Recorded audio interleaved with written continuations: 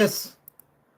Um, the guys texted me last night since I know how to pretty much find everything and do everything. They sent me a list of what they would like to talk about tonight, and I'm the one that had to go around and find it.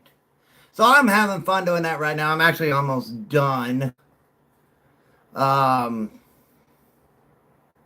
well, one part, I should say.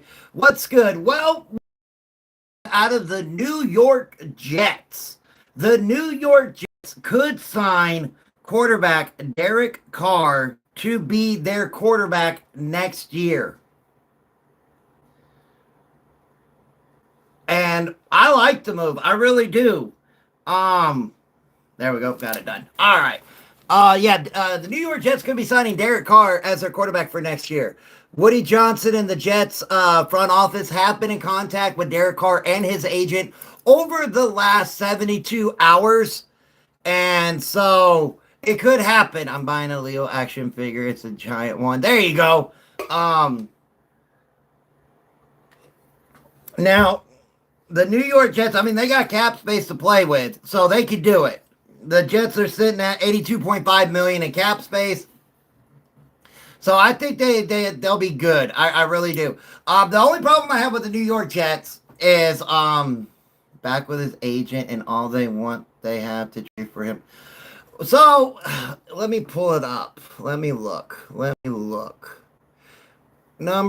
see. What would it do? Hold on. Let's see. New Orleans Saints. I know he's on.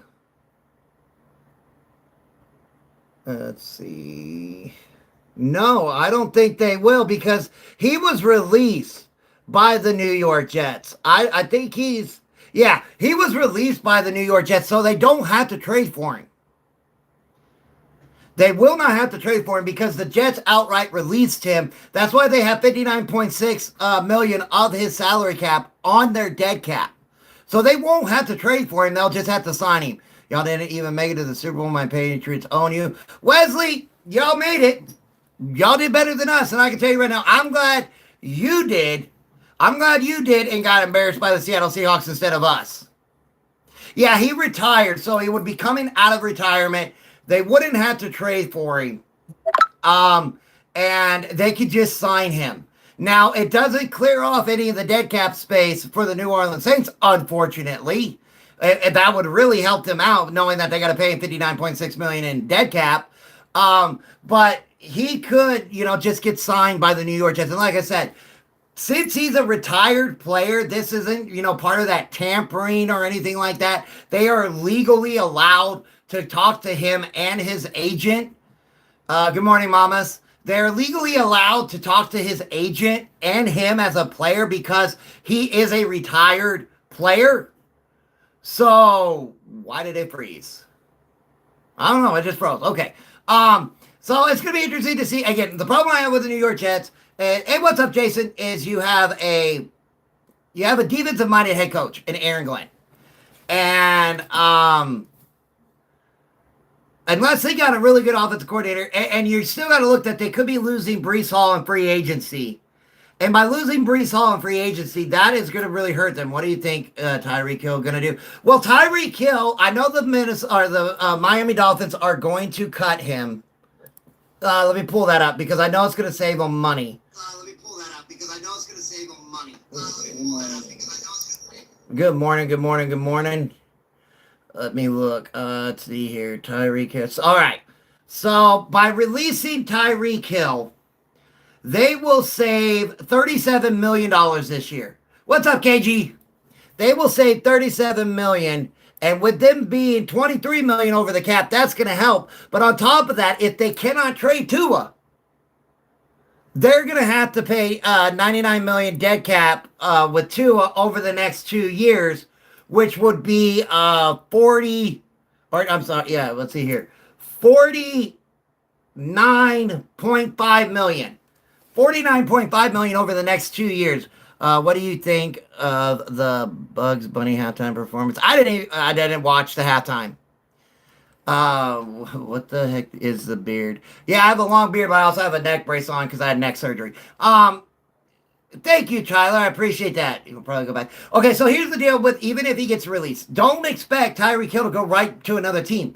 You got to remember that dude tore every ligament in his knee.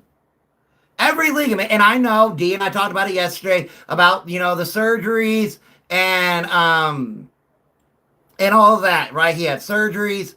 But we know that surgeries have come a long way in the last decade. But tearing every ligament, he will be 32 years old. I really don't think the Chiefs will sign him because the Chiefs have their own problems when it comes to wide receivers that are going to be free agent.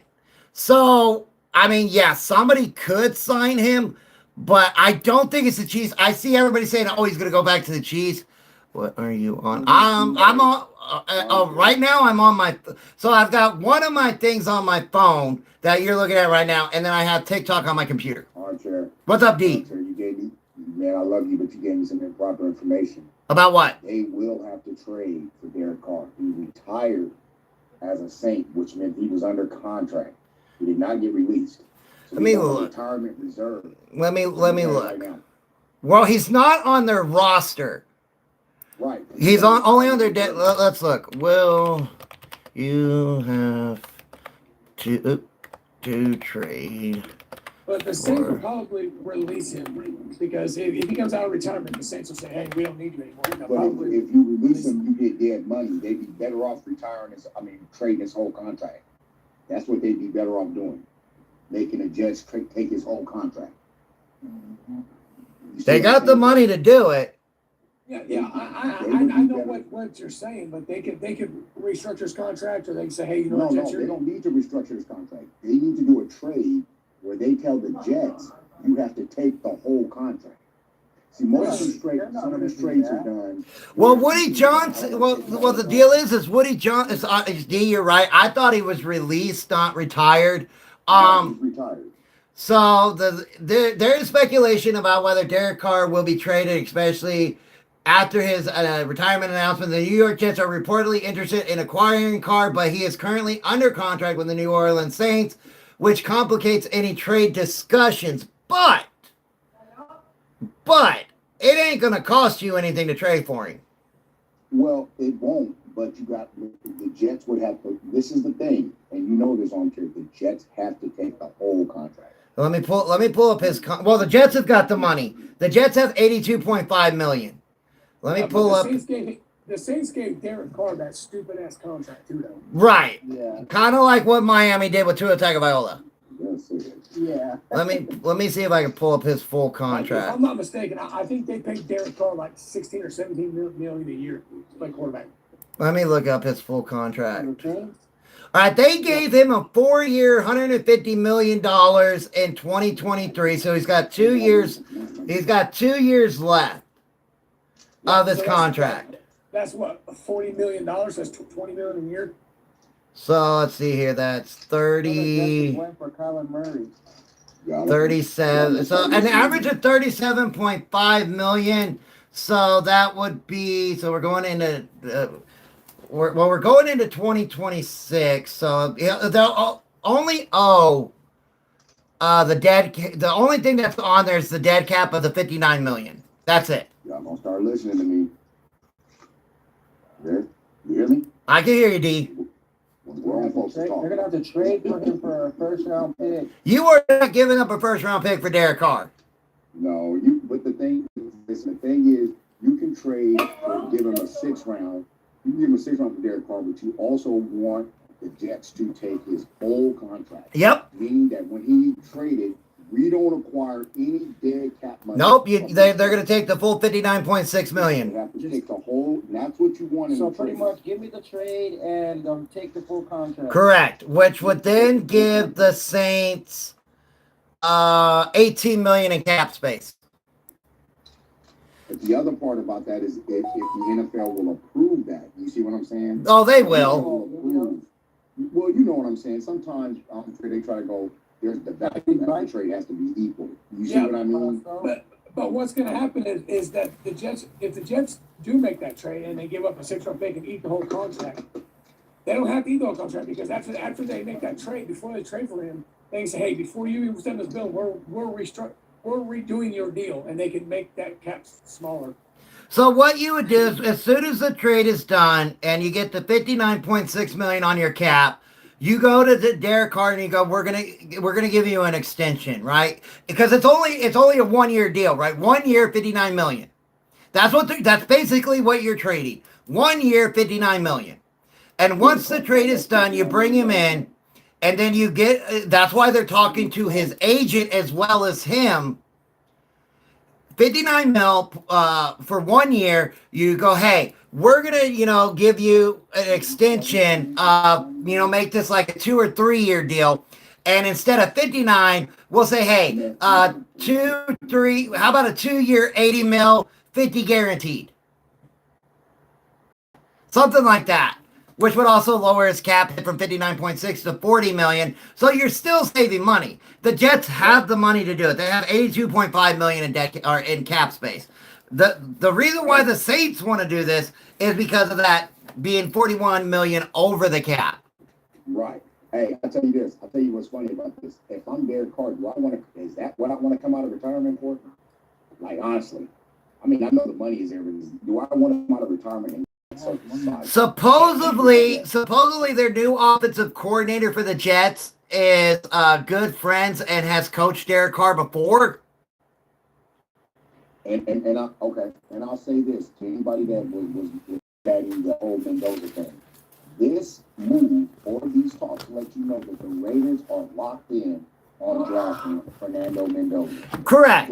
Right now, everything is just rumors. The Jets cannot move. They know when there's smoke, there's fire. Right. That we've had talks. We've offered the Raiders these trades. The Raiders have already told us their stance. They're staying at the number 1 spot. Imagine the Saints being 41 million over the cap and still being a complete shit. Yeah, pretty much. Put the paper in the. Zach, yes. If I am looking at a middle linebacker for the Broncos to draft, Texas linebacker Anthony Hill. That's who I'm looking for the Broncos to draft this year to replace either if we can't bring back Alex Singleton or Justin Sternard. You're probably only going to be able to bring back one of those two. I don't think you're going to be able to bring back both Alex Singleton and Sternard. You're only going to be able to bring back one of the two. I don't see the Denver Broncos cutting Dre Greenlaw. So if you bring back Sternard, you're going to draft a middle linebacker. No, they said they're cutting Greenlaw. I've yet to see anything say they're going to cut him. No, it's saying that if they could cut Greenlaw, like he could be a move because go to Greenlaw's Twitter. I follow Dre Greenlaw. I do. You follow him? Yeah, of course I do. I try to follow every Bronco player I can. Well, actually, I try to follow every player I can. Listen, I follow him because, when he was on the Niners, he puts out some stuff that lets you know where he's headed. Where's he headed? I mean, as far as like, if he's going to another team. Hey, so he ain't going nowhere. Back in the Jets Broncos. Okay, if they were to cut Dre Greenlaw, they would save $8 million this year. Well, just keep it. That's it. You're only gonna. I mean, he's only making $10.3 million this year. Hey, listen to me, Armchair. I've been right a lot. I ain't been right always, but I've been right a lot. Yeah, broken clock is right twice a day, right? Yeah. I've been right a lot more than that. Okay, so let's talk about this real quick. In a logical general manager, let me take my cap off, right, and put my general manager hat on. Dre Greenlaw barely played last year. Yes, I know.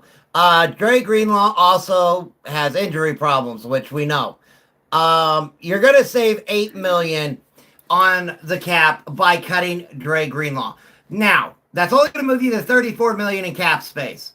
On top of that, you've got Alex Singleton, who's a free agent, Justin Sternard, who's a free agent. Do you do that? Well, we saw that the Broncos defense played pretty good without Dre Greenlaw, and with the availability we had with Dre Greenlaw, yeah, he was a force to be reckoned with. Now, there's multiple things you could do. I mean, if you're a general manager and you're looking at it as a cap wise, maybe you go to him and go, hey, we're going to restructure your deal a little bit this year. We're going to give you some bonus money outside of, cap, just to keep, it's the same thing I say about Von Miller. Everybody like, you want Von Miller to go back to Denver? No, he's a waste of a roster spot. So He would go in like he said he wouldn't want to play a lot. He just wants to come in and help. well, if he wants to come in and help, he can come in and help as an advisor or linebacker coach. But as a player, no, I'm not giving up a roster spot. I can only dress 45 guys per game. I'm not dressing a dude that's going to play about 25% of the snaps. Not going to happen. No, what I would do with Von Miller is bring him as he wants to play his final game as a Bronco, bring him in for one preseason game. So, but then you got to look at the contract, you got to look at the money and all of that. That plays in this as well. We got to remember, when it comes to the NFL, I know we're fans, but you have to look at the money aspect. Morning, Martin. You got to look at you got to think of this as a general manager. You can't spend the money on a player just because of the nostalgia. Your job as a general manager is to put the team on the field that can win you a Super Bowl. You got to put the team on the field that's going to win you a Super Bowl. You got to have availability by these players. You got to have snap counts. You're not going to sign a linebacker that's you don't need him because you've got Cooper and Benito. You're not going to sign a linebacker that's only going to play 20% of the snaps. That would be ridiculous. You know, that's why you got to look at the Dre Greenlaw. His availability. His availability is a big deal when you're a general manager. I think the contract they did with Dre Greenlaw was a test me contract. Bring you in, see if you can do it. If you can't, sorry, brother, we thank you for the year. Have a great day. Out of everybody that was signed in free agency last year, outside of J.K. Dobbins, the only one that really made a massive impact was Talanoa Hufanga. Was it test me if it was a 2-year contract? What's that, brother? Can you say it was a test me if it was a 2-year contract? Wouldn't a test me be a 1-year contract? No, it'd be a 2-year because that was the only way you were going to sign him. That was the only way you were going to sign him because if not, he was going back to San Francisco. That was it. You were going to have to give him a 2-year deal. His feelings was hurt in San Francisco. And you even look at, you even look at Evan Ingram. Evan Ingram, 32 years old this year. You cut Evan Ingram, you saved $9 million, right? So if I save $9 million with Evan Ingram by cutting him, and I save $8 million by cutting Dre Greenlaw, that's $17 million I just put back on my cap. So I go from 26 to 43 million in cap space. And if I were to, you got to remember, Q Robinson really came on at the end of the year. You want to bring back Justice Sternard. I don't know how expensive Alex Singleton is going to be. And again, I am a huge Alex Singleton fan, and I am planning to do a podcast with Alex Singleton here soon. I have a friend that lives next to his parents. I'm a huge Alex Singleton fan, but I've got to think as a general manager outside of a fan. His age and how much is it going to cost me? And the ultimate goal as a general manager is you have to put players on the field that your coaches can coach to win a Super Bowl. You know what's going to happen with somebody like Alex Singleton? They're going to go to a team like the Niners or the Rams. He's going to go to a team like the Niners or the Rams, somebody that's really close. He'll win a Super Bowl. Right. Because he'll be a nice fit-in piece. He's still a fit-in piece, right? He'll be and I love Alex Singleton, guys. Don't think I'm over here trying to bash my boy Alex Singleton. I love Alex Singleton. I really do. I can't wait to talk to the man. I really can't. My brother who lives next to him says he is the nicest guy you'll ever meet. But I have to think of a general manager. So I would rather have Justin Sternard over Alex Singleton.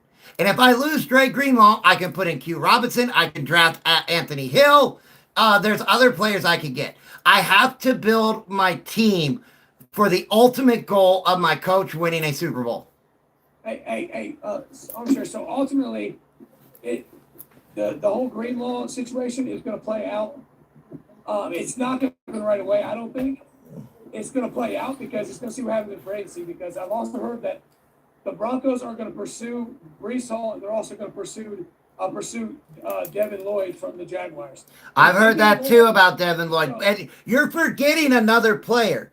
There is another player that nobody really is talking about, and I do believe he's a free agent. So let me pull him up if my computer will But I'm just cooperate. saying, if they get Devin Lloyd, then Singleton and Stannard will both be gone, and then they might make a decision. Hey, is Singleton worth more than Greenlaw? And then they might release Greenlaw and sign Singleton back to pair with Lloyd. Chris. Well, you don't have Chris, Chris, I got a question. I would just say, I have a question. I would just say to try and get a Kobe Dean, Where you get that the at? Eagles guy. You want to know what the other? You want to? Okay, who's got a question? Who's got a question? I had a question. Chris, where'd you hear that at? What? All the stuff you just said, where'd you hear that? You said I heard. Where'd you hear that? Beat writers. I follow a lot of beat writers.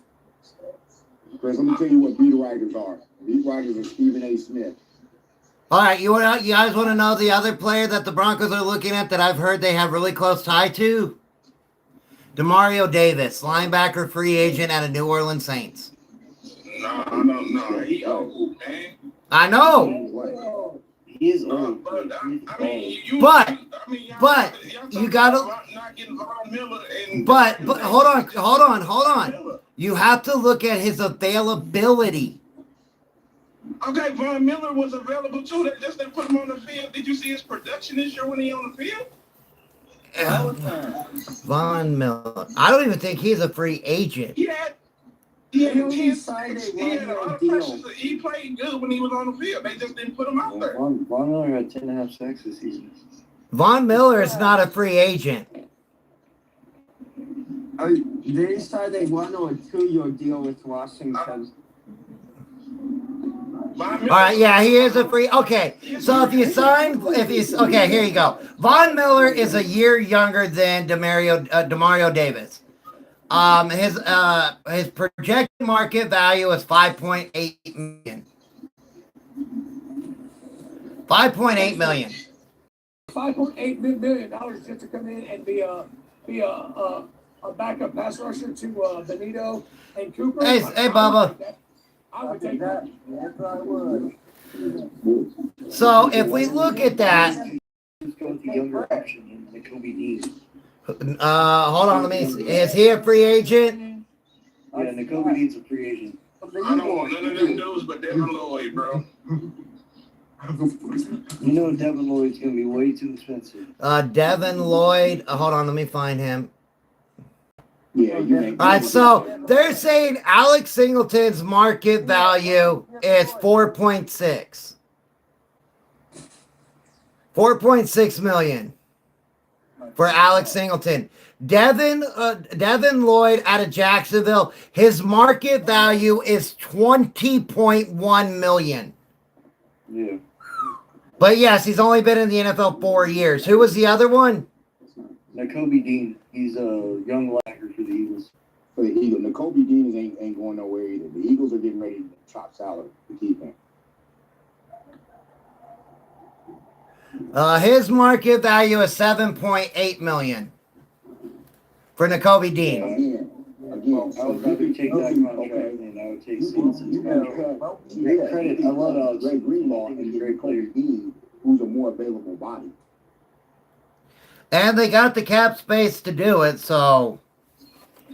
Yeah, I agree with that, D. So you got to look at this, and you've got to look, okay, the Broncos do not have as much money in free agency as everybody thinks. Everybody thought they were going to have, 40, 50 million. They don't. The Broncos do not have that kind of money in free agency. They have 26 million. 26 million. You can do a lot with that. No, you can do a lot with that. You can do a lot with that. You could get Devin Lloyd and Breece Hall for that, son. So when you look at it, right? More because you'll get more. Okay, are we keeping Mike McClinchy? Right tackle. Yes. Probably not. Oh, I believe we're going to keep him. They're running it back with the same offensive line. The only one I think, okay, so I've heard Ben Powers could be a cap casualty. I have heard that. He is playing off, he had that injury during the season, but he was a majority of why the run game is so good. He was their best run blocker. Was Ben Powers. I know, but I've heard he could be a cap casualty, even though you're only saving $9 million. The only player that you're going to save a lot of money on that offensive line to cut is Quinn Miners. Sure. And they ain't doing that. Last year, so. And he's all pro. Right, so you're not doing that. You're not doing it. So I do, you know, Sean Payton and George Payton are going to be, or they're probably sitting down right now, and trying to restructure to get money, right? Because if you're going to go after Brees Hall, you know, and you know, I keep hearing free agent wide receiver, even though I would rather take Chris Brazel out of Tennessee. And I still think that Evan Ingram could be a cap casualty. I do. I think Evan Ingram could be a cap casualty. Because if you go after David Njoku, yes, I get it. You would like the two veterans, but Evan Ingram's 32. His availability this year wasn't that good with his back injury and other injuries. Bring in David Njoku. Have him work with, what's his name, Loner, that we just drafted. Caleb Warner. Hey, so here's the question I got for you on Chair, right? Like, and I'm not saying that this thing is, like, because you've been saying this from the beginning, and you seem to be sold on Njoku. But what sells you on Njoku? Because he was, and I'm not saying that he had a bad, he's bad, but he was terrible in Cleveland. Okay, now hold on. Let me answer this, and I know D wants to go off. All right, why am I sold on David Njoku? It's very easy. 20 yards to the end zone. 20 yards to the end zone is all I need David Njoku for. I just lost so much respect for Chris. Hold on, D. Hold on. I want to answer Chris respectfully because I love Chris. And Chris, I finally found you and followed you back yesterday, my brother. Thanks. I want David Njoku because I could get him across the middle, 5-10 yards. Thank you for the follow, Nate. I definitely can use him in the red zone because of his size and his block out ability. He, you know, former basketball player. The reason why he really wasn't utilized in Cleveland, especially last year, is they had two younger guys that they put above him. And I'm going to say it, and I'm not using it as an excuse, but I know D's going to go off, but I'm going to say it. Oh, look at the quarterback play in Cleveland. Dude, wait a minute. There you go, D. David Njoku was an all-pro with all of that trash that he's playing with. He was an all-pro at the position. So I don't know how you say all pro because, like I said, and again, D, I'm not saying this, but Njoku's been on my fantasy team for the past 4 years, and the dude hasn't scored more than 6 points in a single game. Dude, you're talking about fantasy football, and I'm talking about what this dude. Man, when David Njoku was making quarterbacks like who was Deshaun Watson's best target, and Deshaun Watson actually he got him a Pro Bowl. I'm like, dude, wait a minute, David Njoku burnt himself up messing with fireworks. Still played the next week. All right, Chris, think of this real quick, brother. Think of this. Bo Nix needs a sure-handed blocking tight end, and David Njoku can block and can catch. That's the only one that we got. Yeah. But what I look at with David Njoku is his block out size, his block out ability. 5-yard curls, 7-yard curls is what I'm looking at. Why is my screen all messed up?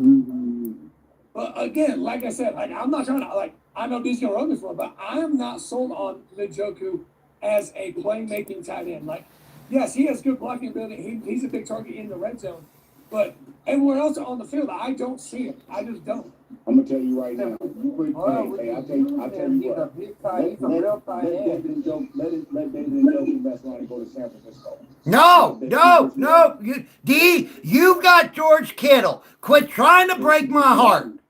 You got Kittle, my favorite tight end in the entire NFL. Quit trying to break my heart, D. I'll give you 4 spots. Don't let David Njoku go to San Francisco, the Rams, the Chiefs. Let him go to one of them teams. Don't break D. Okay, guys, this is a question just for D. Hold on, see right. Hold on. D, why do you always got to break my heart? I'm not breaking your heart. You know Because he talks off the side of his neck sometimes. All right, see, right. Go ahead, my brother. I know David Njoku is a big red zone target, but I kind of agree with Chris. He never had these breakout seasons. He's never been an All-Pro. But I don't need him to be. That's the whole deal of it. I don't need him to be. But I think the money that he's gonna want. Hold on, let me look at it. Before we even say that, let me look at his hold on, let me look at his market value. Hey, so while he's looking up that market value, let me just go ahead and put this out there, right? Njoku's supposed to be this big playmaker on the field, and yes, he's a great blocker. But if he was so good and so valuable at that position, I'll be right back. why did Harold Fannin Jr. come in there and take his starting job? All right, his market value is $9 million. You take the job, but I'll tell you this: if I'm David Njoku, I've had enough of the circus in Cleveland. Wouldn't you? But again, and you say this all the time, D, you're a professional. You play every single down. Hey, Chris, let me ask you this question. Would you rather have David Njoku or Dallas Goedert? I would take Dallas Goedert any day because he's a threat all over the field. Okay. I'm going to agree. I'll agree. I was thinking that. And his market value is cheaper than David Njoku. Armchair. The only thing that Njoku does better than Dallas Goedert is the blocking aspect.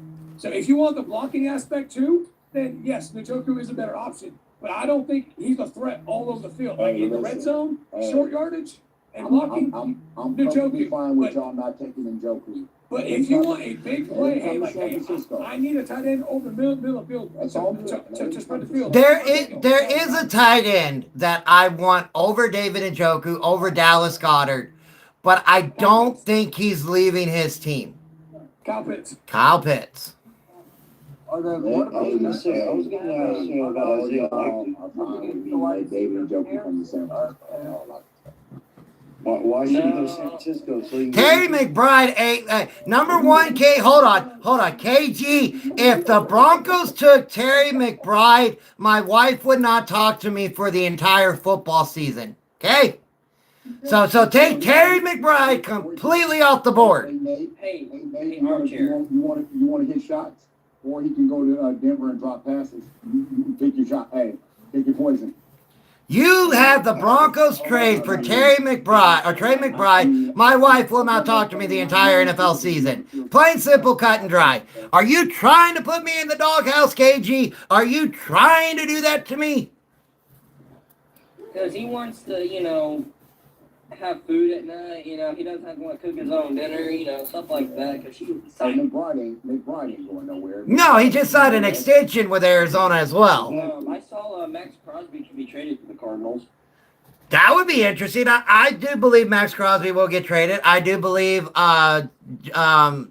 Lamar Jackson will be traded. And I still think there's a possibility. It's a slim one. Now, this one's really slim. Justin Jefferson could be traded or demand a trade. I think it's small. But I still think there's that slim possibility. Now, that for me is somebody that I don't care if they say. Like, honestly. Like, we talking trash about David Njoku and all that. But Justin Jefferson, which we know is a good talent, he's another dude that quit on his team. But we didn't talk about him. I said that earlier when we were talking about A.J. Brown early in the season. I said Justin Jefferson doing the same thing. I don't want A.J. Brown either. So the difference between Justin Jefferson and A.J. Brown was A.J. Brown was making a public game back physical, like come out saying, "Hey Jalen, I need the ball, give me that." And he was basically calling he was bashing Jalen Hurts for this. Justin Jefferson, you know what I'm saying? Chris, there's no difference when Justin Jefferson was on live TV. Cody, the reason why I think Lamar is going to get traded. Difference in what you're accepting and what you're choosing not to accept. The reason why I think Lamar is going to get traded, Cody, is because of the contract talks are going nowhere. Nowhere. Absolutely nowhere. I'm not saying it to be mean. I'm not saying it to be mean. I'm not saying it to be whatever. But the contract talks between Lamar Jackson, his mom, and the Ravens are going nowhere. Nowhere. They're not even talking about paying him less this year. They won't talk about it. Yeah, so I think as we go through the season and him and Minter become more intertwined as a pair, I think Lamar isn't go. I don't think Lamar's going to go anywhere. I think this year, I mean, they're probably going to draft defense first. They're going to get an edge rusher or an interior guy to help buff up that defense to keep Lamar off the field for as long as possible. Well, you gotta get a defensive tackle because Matt DK had that neck. You don't know. It's best available for them, in my opinion. I think if Man, they need a right guard, man. What are you talking about? Like is Look, this is the wonderful thing about the NFL offseason. Lennon Bond is out of here, which is just This is the wonderful thing about the offseason. And that's why everybody's like, oh, it's the offseason in the NFL. We ain't nothing to talk about. Bull crap. There are plenty to talk about. PFT came out with an article, and I told you guys about it a couple weeks ago, about Lamar being traded. About the Raiders possibly putting a huge package together for him. But there are other teams that would absolutely trade for Lamar Jackson. The Arizona Cardinals could do it. You got to remember, the Arizona Cardinals had the number 3 overall pick in the first round. Hey, Archer, hold on, before you go on that rant. We won't be serious for a minute about Lamar Jackson. Lamar Jackson's wish was for John Harbaugh to be gone. And John Harbaugh is now gone. Lamar is actually controlling the franchise right now. Oh, we know that. We want to say that. Okay, so he's not going anywhere. These trades to these fictional places like Las Vegas and Arizona, we shouldn't be saying that because he's not actually, and Baltimore is not going to be, it's never been, never will be the kind of franchise to let players of Lamar Jackson caliber to leave their building. Martin, it's not that he's, Martin, let's make this clear. It's not that he's begging for more money. What is happening is the Baltimore Ravens owe Lamar Jackson $74.5 million this year and $74.5 million next year. But they want to give him a new deal to lower that cap hit. But what I'm hearing is he wants a contract bigger than what Josh Allen got. He wants something that is more than 6 year, 330. And he's gonna get it. And he's gonna get it. And You know who the 49ers should trade for? They should go get Brock Purdy's best friend out of Baltimore, Charlie Kolar. Well, no, Baltimore's not going to let Kolar. And here's my thing: I think Lively's walking, and so that means Kolar. You're going to see Kolar with a bigger role in the offense next year. You know, Kolar is a very good tight end. So Andrews just got extended. You're going to get Kolar more reps. Lively's going to walk more than likely with that team. And I did somebody say earlier about receiver help in Baltimore. Hey, Cody. Baltimore, yeah. I went to school with Charlie. I played high school ball with him. Yeah, and I just think that he'll get a bigger role in Baltimore next year. Now, there is a wide receiver in Baltimore I can see getting traded, and that's Zay Flowers. I think Zay Flowers is going to get traded to the Giants. I don't mind that. I think Baltimore's not a team that needs superstar wide receivers because of what you have. Oh my God, dude! I talked about this yesterday. They'll never get a superstar wide receiver there because nobody wants to play with Lamar. Nobody wants to play with Lamar. Okay, I love Lamar. All right, I love Lamar Jackson. I like his flashy style of play. I think it's great to watch. But I say it every single time I watch a Baltimore Ravens game. Do you know how hard it is for those wide receivers to catch those passes? Because he doesn't have the arc. He doesn't know how to set his feet and his hips. I'm not saying it because of Lamar. Okay, so that got taken completely out of what I was trying to say. It's Baltimore's offense. Baltimore's offense doesn't need a star wide receiver. It's a run-heavy offense. It's a run-heavy offense that's going to rely on the tight ends more than anything. All right, but hold on, though. Hold on. Before everybody answers Cody, I want to say this. It was a run-heavy offense. We don't know what this offense is going to look like under their new head coach. It was under Harbaugh.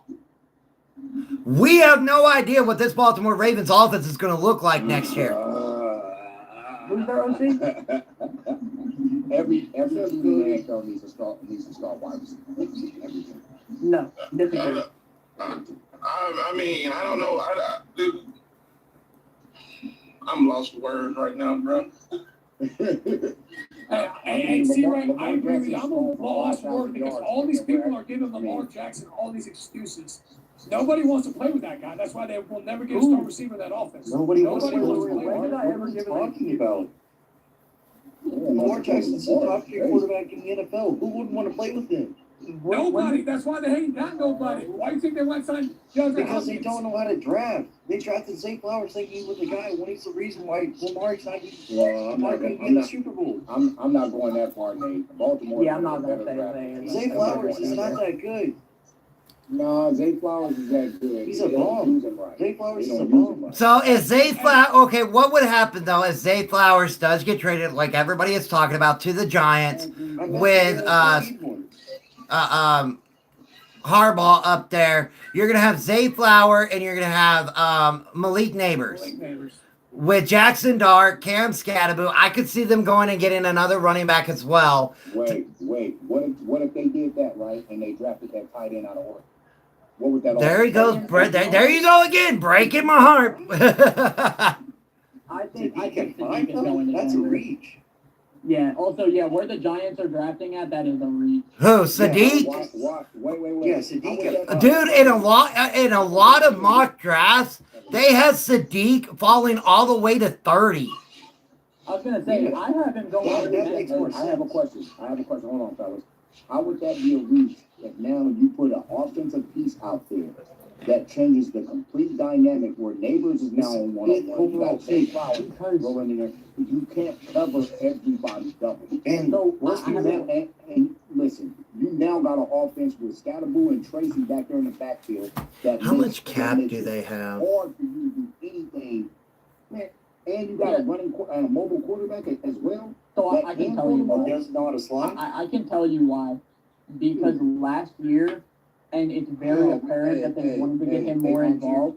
Difference between fan and fanatic. Somebody said. No, hold on, D, hold on. What were you saying because of last year? What? Yeah, because of last year, and we saw them get him more involved throughout the season. Theo Johnson looks to be their guy. Theo Johnson has a drop problem. That dude's terrible. Dude, He's not terrible. Chris, I wasn't even gonna say it. Chris, I wasn't even gonna say it, but I'm gonna go ahead. He's not terrible. Like, I don't know what football you guys watch, but it's clearly not the Giant football.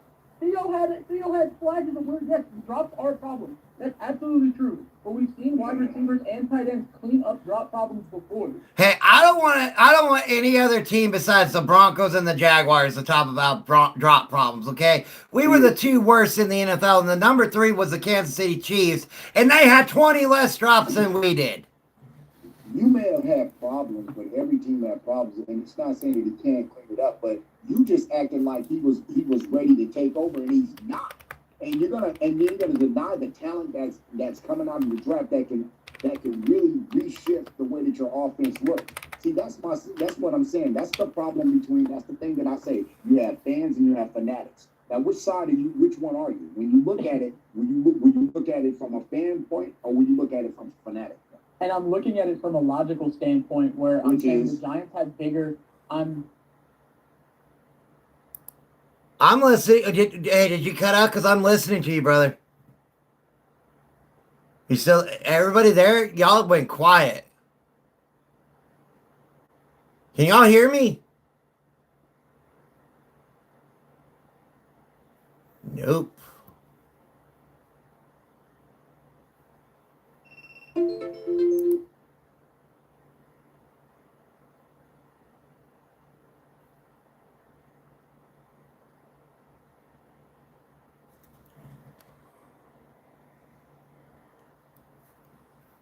Hey, are y'all there?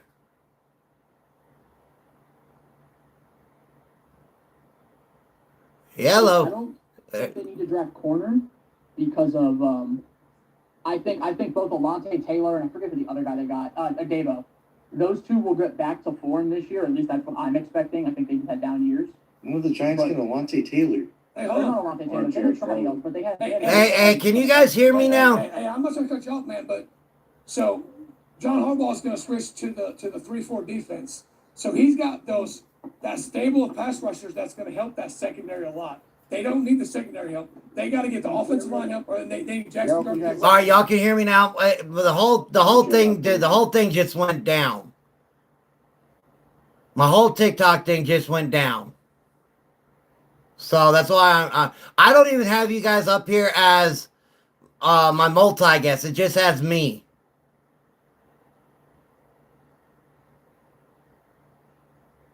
Are you there? Nope. What the heck is going on?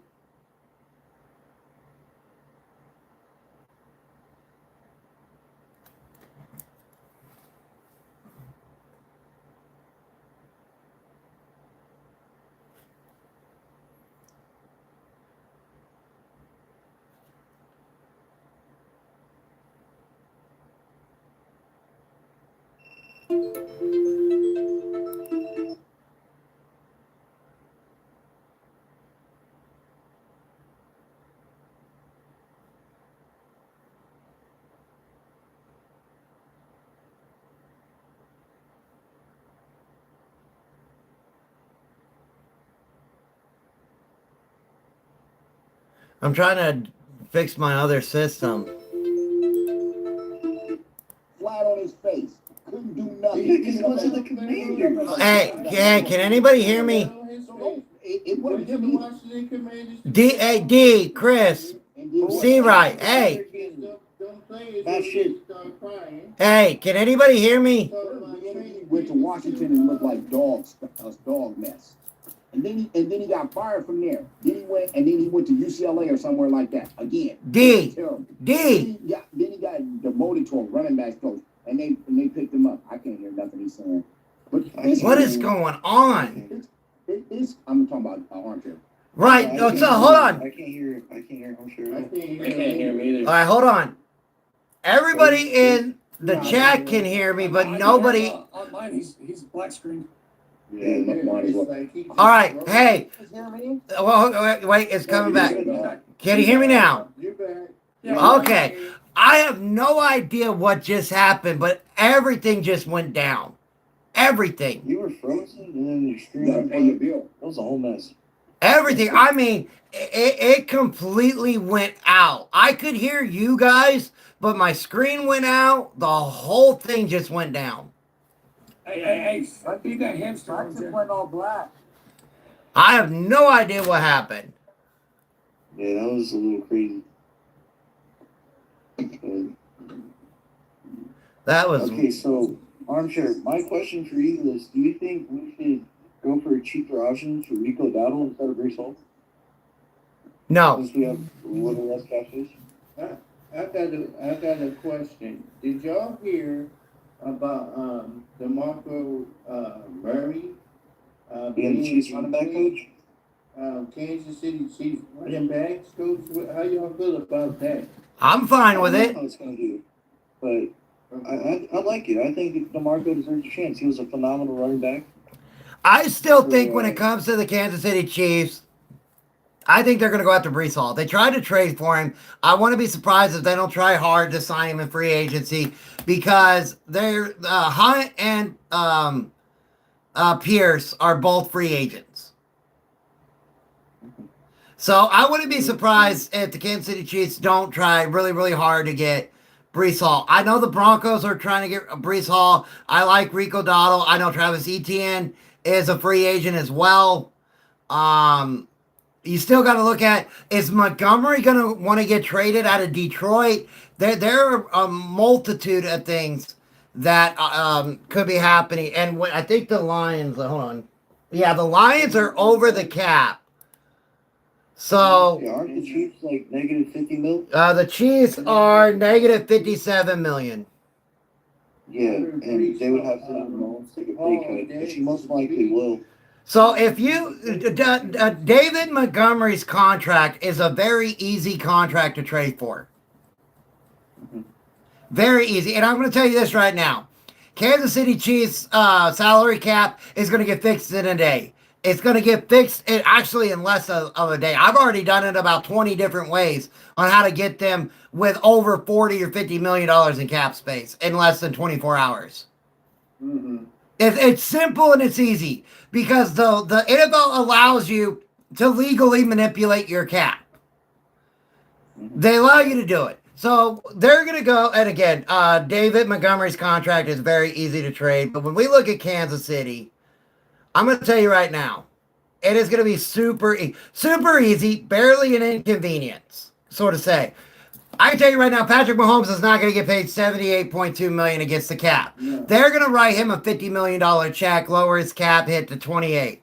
Chris Jones is not making $44.8 million against the cap. They're most likely going to write him a $20 to $30 million check to lower his cap hit by $20 million. So we're going to just say $20 million. So that's $70 million in two players that I just gave the Chiefs back, and now we're $13 million over the cap.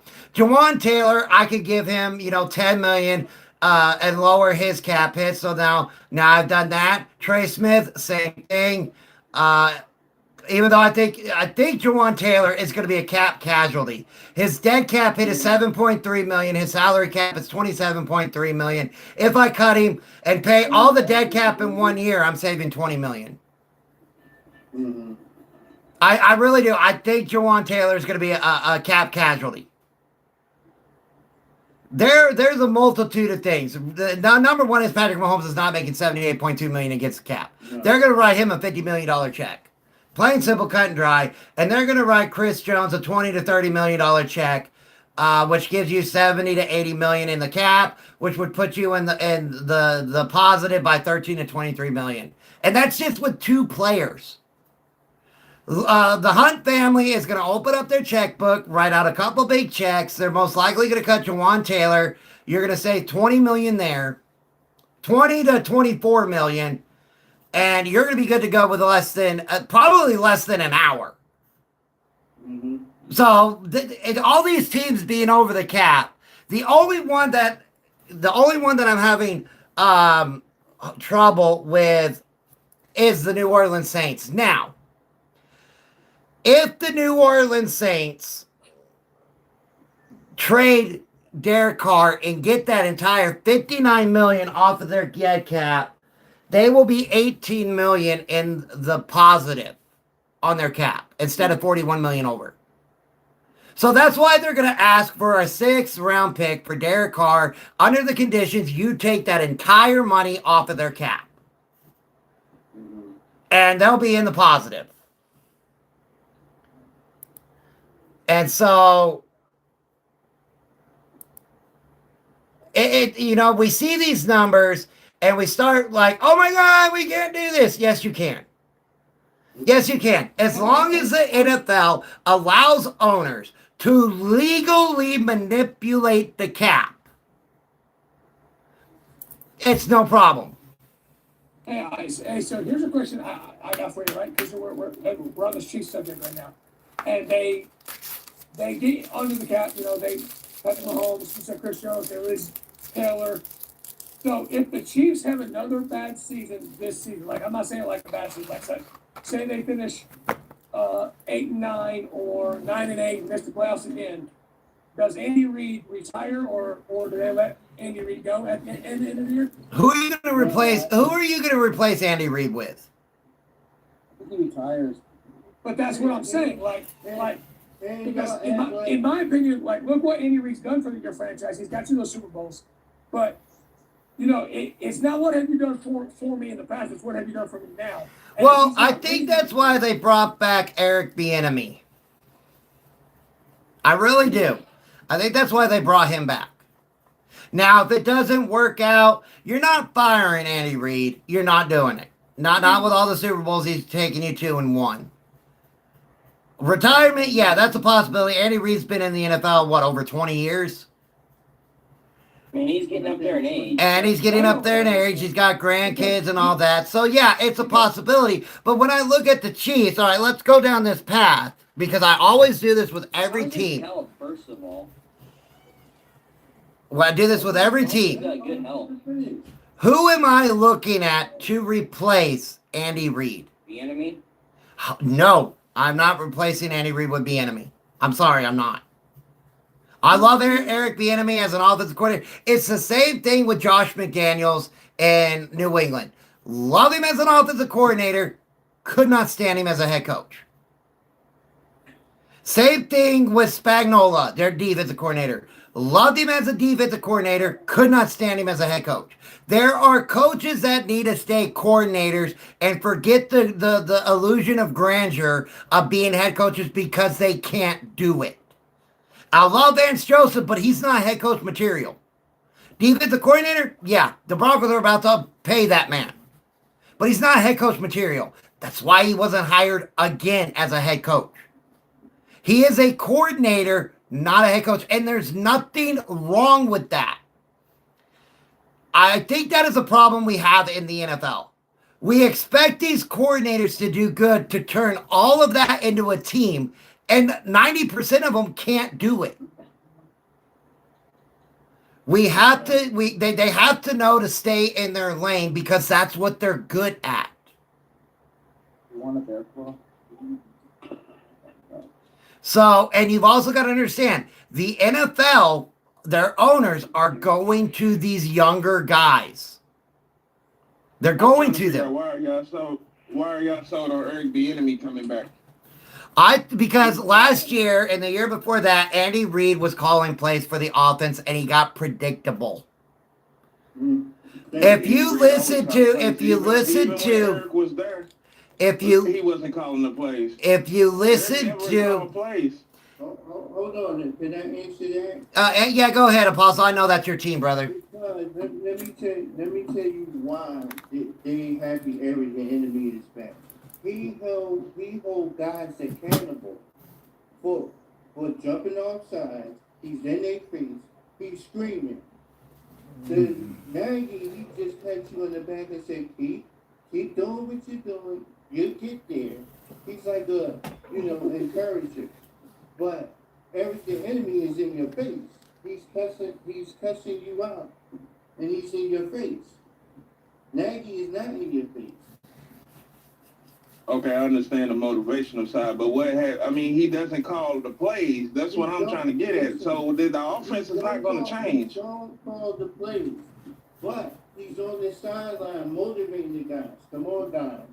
I know you dropped that ball, but the next play, make sure you just catch it. Catch it. He's over there motivating. I have a feeling, Apostle, that the Chiefs are going to look completely different next year. I do. Yeah. I do. That's what I try to tell everybody when they talk about strength of schedule. That's one thing that I cannot stand. The Kansas City Chiefs are not going to look the same in 2026 that they looked in 2025. You've got two wide receivers that Hollywood Brown and I can't remember the other one that are free agent.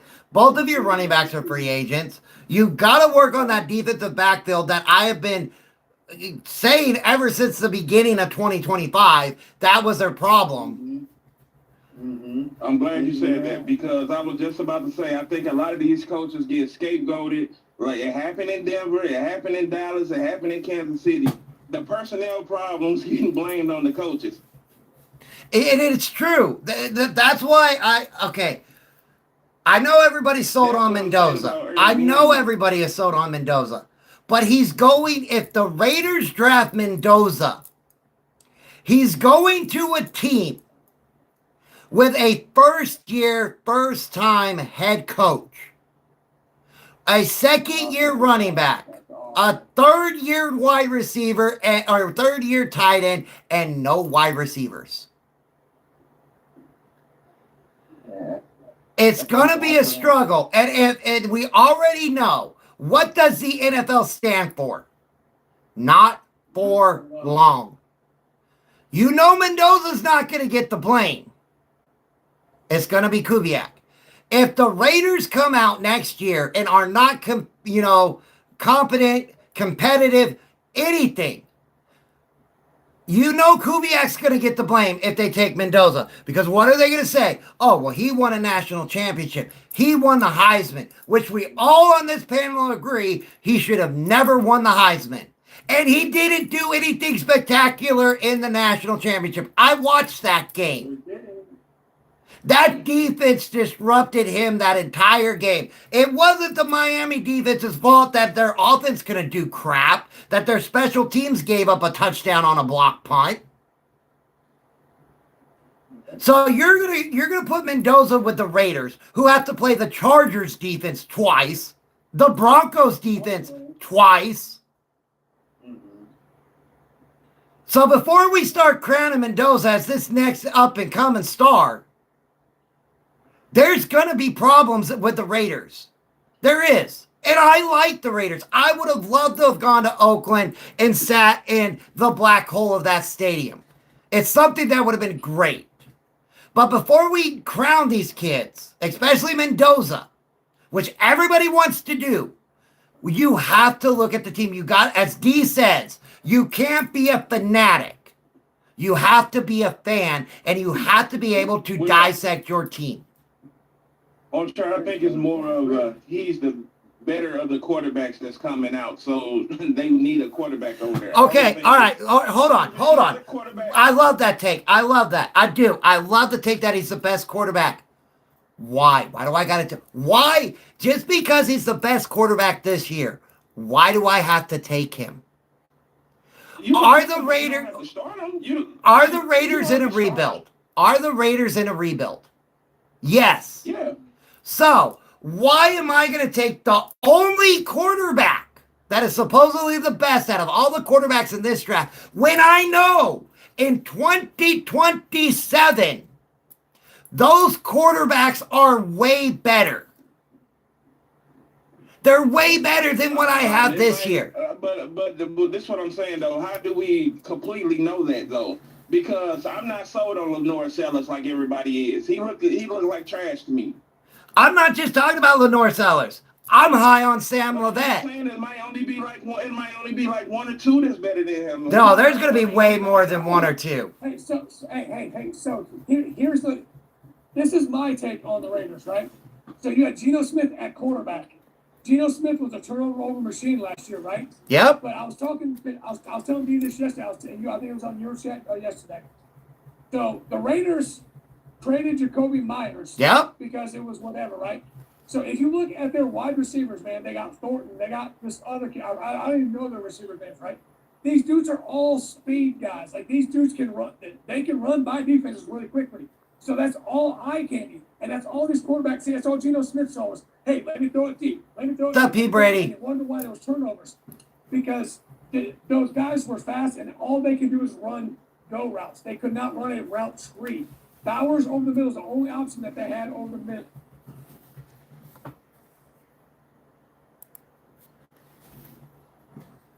Did it cut out again? Yep.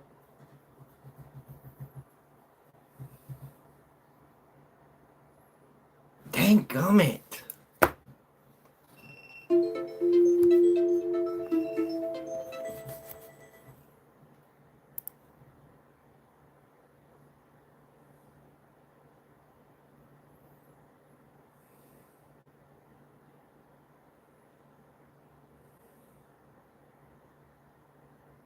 And they can turn around and be average team. They ain't gonna be no miracle overnight. I mean, but he's still gonna. I mean, I just think he's the better of the quarterbacks that's coming out of this draft. They gotta take him at one. If I'm the Raiders, I do what the Bears do. If I get a haul for that pick, let whoever wants to take Mendoza to take Mendoza, right? Whoever, like, okay, cool. Like, say we'll just say whoever I know most of those teams in the top 10 they already have a future quarterback, but we're just gonna use this for a thing. Say the Bengals trade up to get Mendoza, they trade Burrow, whatever, blah blah. Burrow goes somewhere else, and the Raiders collect more draft picks. So now they can draft the wide receiver to go with to go with a future quarterback.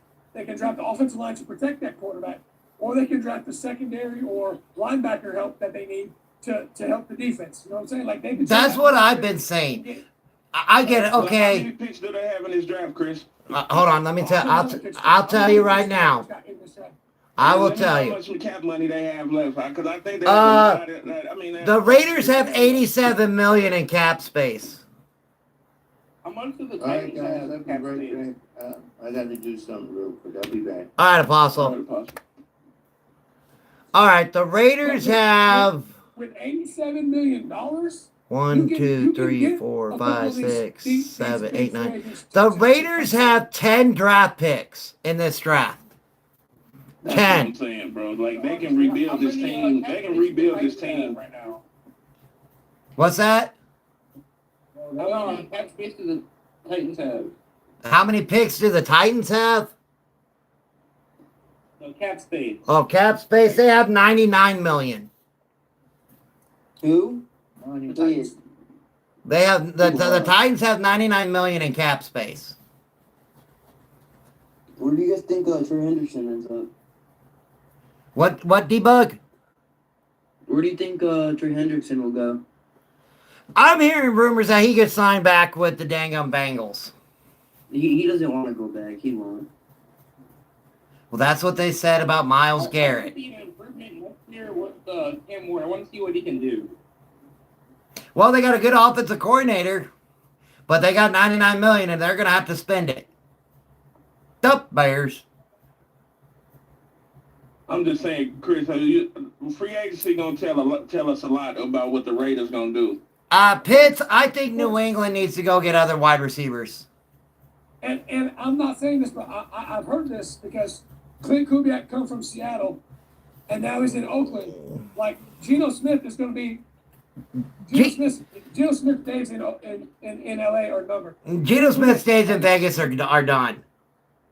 Yeah, like Kubiak is the one that had him traded out of Seattle, and so he's not going to keep Geno Smith in Vegas. And you got to think, okay, I get it.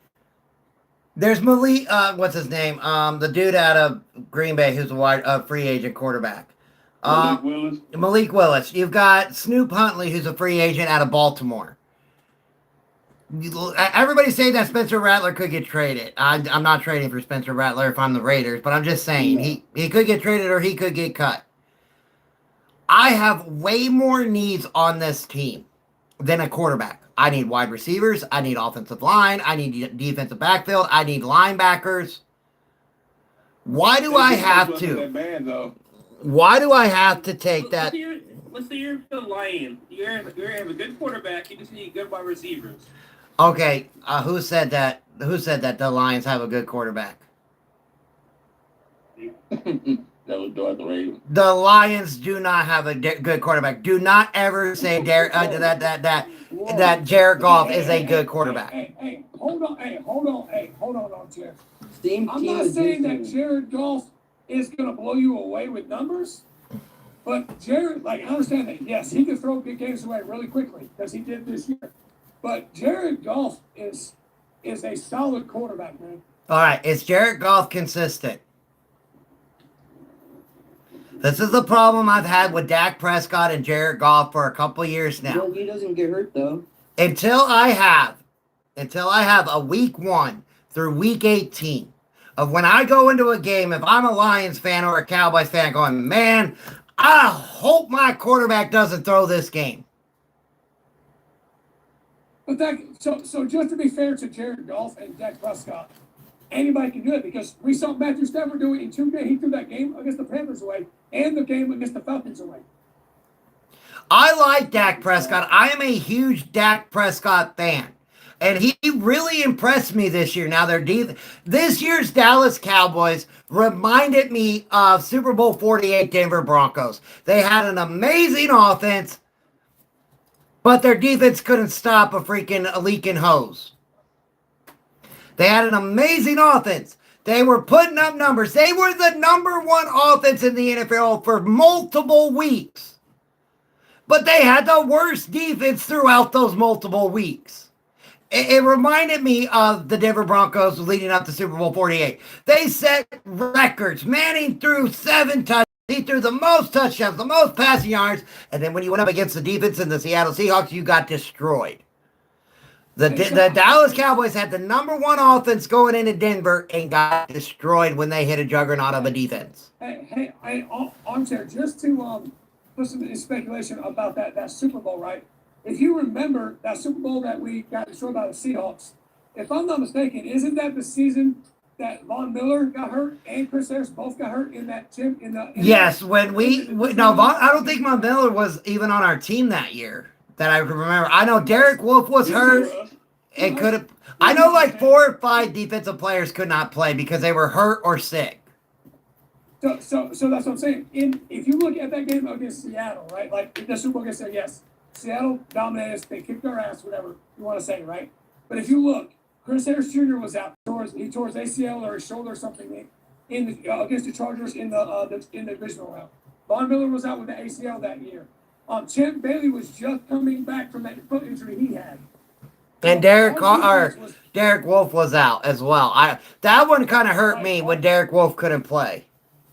Like our defense was beat up almost that whole playoff run. And like I said, Champ Bailey wasn't the Champ Bailey that we're used to Champ Bailey because he was coming off that foot injury and that he got cut that offseason because he wasn't the same player.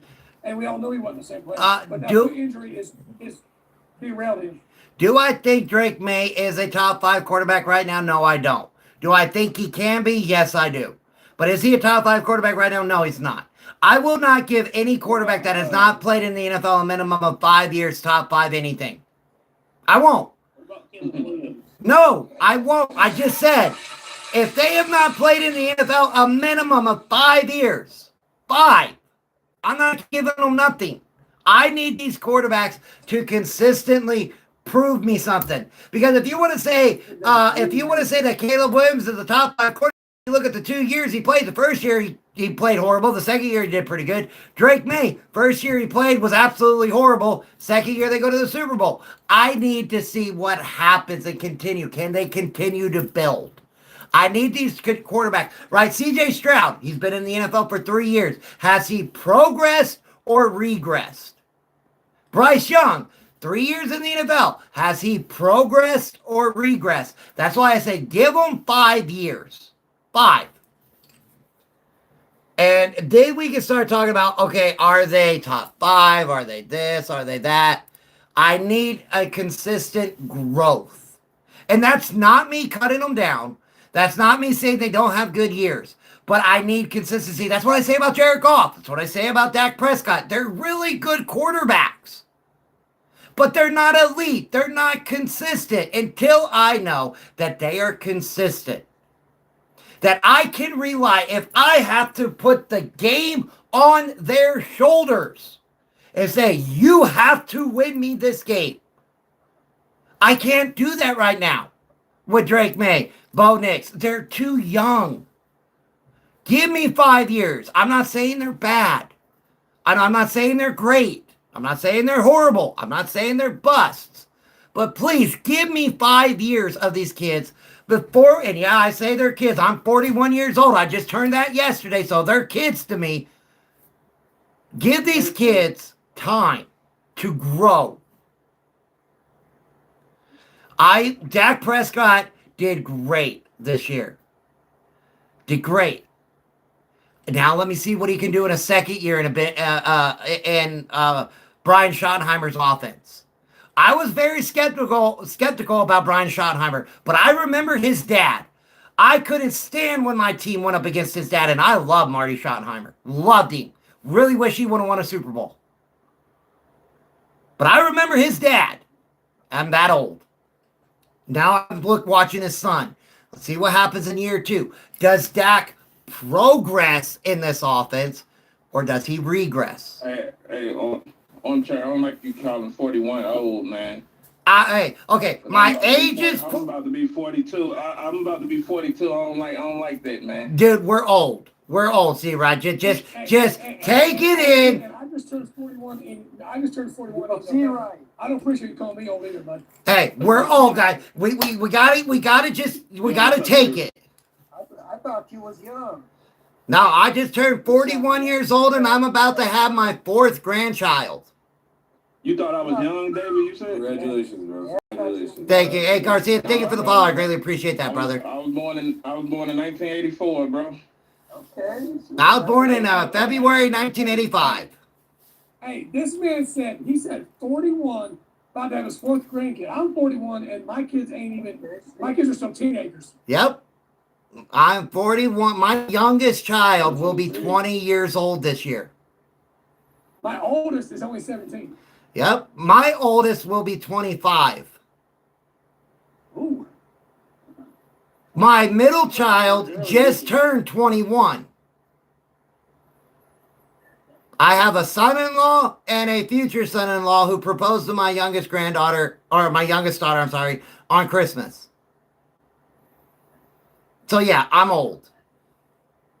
I have. Was that Do we think the Rams are gonna get another chance next year? What's that, Revin? I said, do we think the Rams are gonna get another chance to go to the Super Bowl next year? Yes. Yes, I love. It's going to be the last year with Matthew Stafford coming off of an MVP year. I would love to see Matthew Stafford ride out in the sunset like John Elway, like Peyton Manning, final year winning a Super Bowl. I already know he's got one, but I would like him to retire after winning another. I love Matthew Stafford. I remember when he was drafted by the Detroit Lions. I remember all those games that he willed his team to win. See, that's what I'm talking about. Matthew Stafford is a quarterback that I can look at him on the sideline as a head coach and go, hey, I need you to go win me this game. Because he's done it multiple times throughout his career.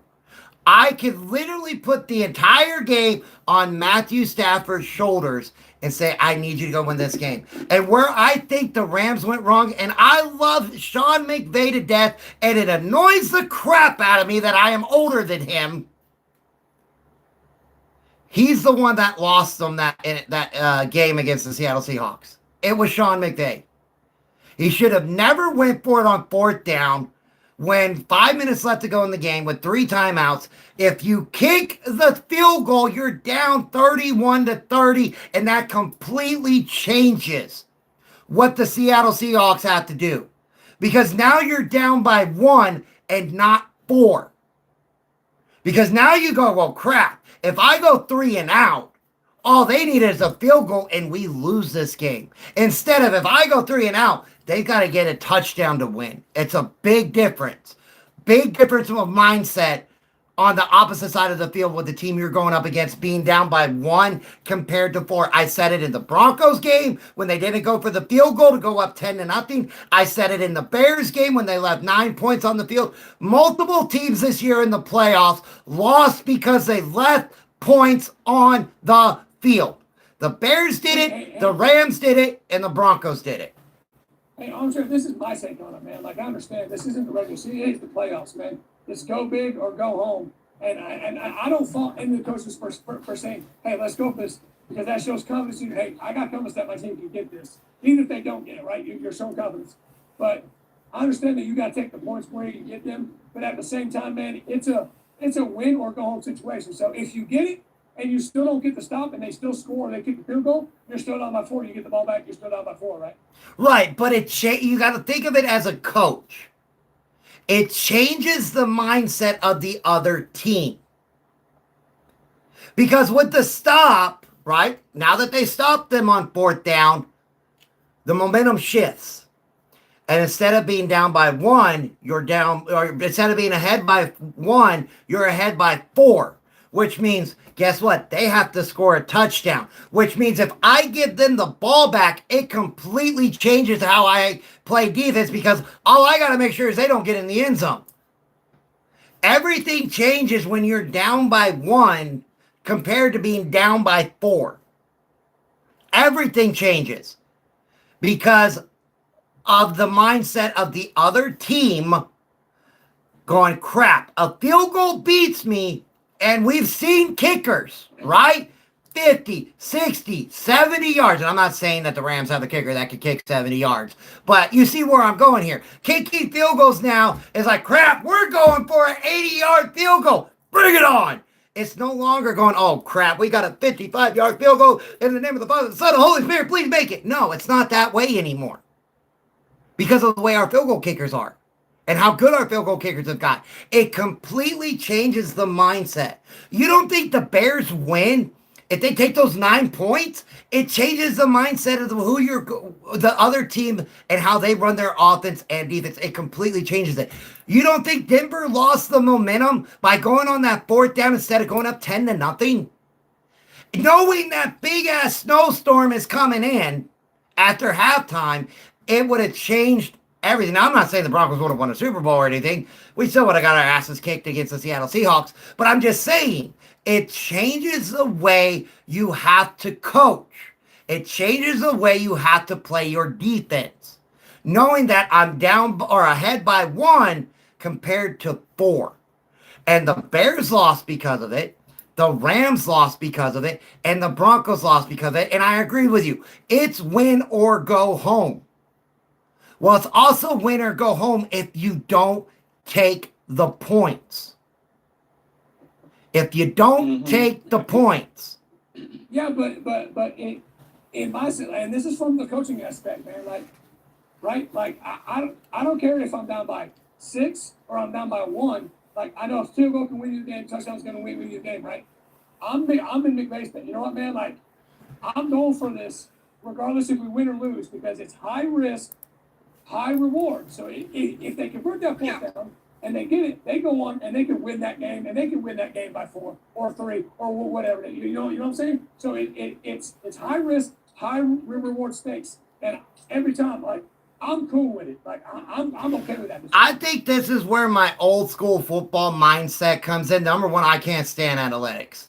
You know how much D cannot stand our boy Stephen A. Smith? I think I hate analytics more than the visceral reaction D has to Stephen A. I cannot stand analytics. I think analytics is ruining football. It is ruining football. You take the damn points. Because you can, if you take the points and lose, if you take the points and lose, but you go for it and lose, what are we talking about the next day? Well, they should have went for it, man. If they would have got the points, completely different game. If you take the points and you're down by 1 and still lose, it's like they tried. Armchair, that's what he's talking about. The difference between fans and fanatics. Like, if you're a fanatic, you're talking about, oh, they should have went for the point, they should have went for the point. But the whole problem is that if they would have converted that and then went down and drove that, they would have been saying, oh yeah, it was a great move to go for on 4th and 1. That's what won them the game. That's also what lost them the game, right? Am I correct? You're correct. You are. You're 100% correct. But again, we're talking about it either way. So if you convert that and you win the game, go, oh well, that was a great call. That was a terrible call, but they went for it. They got it. They converted. They won the game. That was, oh man, yeah. But they went for it, didn't get it. They lost the game, and they're like, oh well, they should have took the points. No, again, the coach made that decision, and he had all confidence in his team, saying, hey, we can convert this. I think the play calling should have been better. That's just my opinion on the situation. Well, it's the same thing with the Broncos. They should have never done that, never pass on 4th down and 1. But in my opinion, they should have went for the points. And another thing you got to think of, cold weather, it's harder to kick field goals. Harder to kick longer field goals. The air is thick. The ball is hard. I guess it's my old school mentality, Chris. I really do. I think it's my old school mentality. I remember the days of, if you're at the 5-yard line and it's 4th down, you're kicking the damn field goal. You're not going for it. I don't know if it's my old school, old style football, but if I'm a coach and I know it's win or go home, yeah, I've got to think. If I go for it, I can bleed the clock, but I still got to score a touchdown. Field goal does jack shit for me here. And that's another thing I have to think about it, because I'm talking about the Rams and the Seahawks. I have to think about this. I have 5 minutes, 3 timeouts, and the 2-minute warning. But I still have to get a touchdown. And I think they would have been at like the 30-some-odd yard line. And I got to think about this, right? I still have to get a touchdown to win. And I've got, I have to think about the clock, because if I continue to go, I burn my timeouts, but then I'm stuck again with another 4th down and 1. But now I have no timeouts, and I still need a touchdown.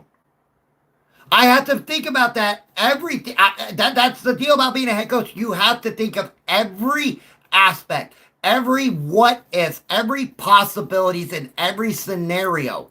And this is how I coached when I was a head coach. So you I'll refer back to like I know, like, we're all the same. You, me, right? Or D are probably all around the same we're used to that. Hey, it don't matter if it's 4th and inches, 4th and 1. You take the points. Field goal range.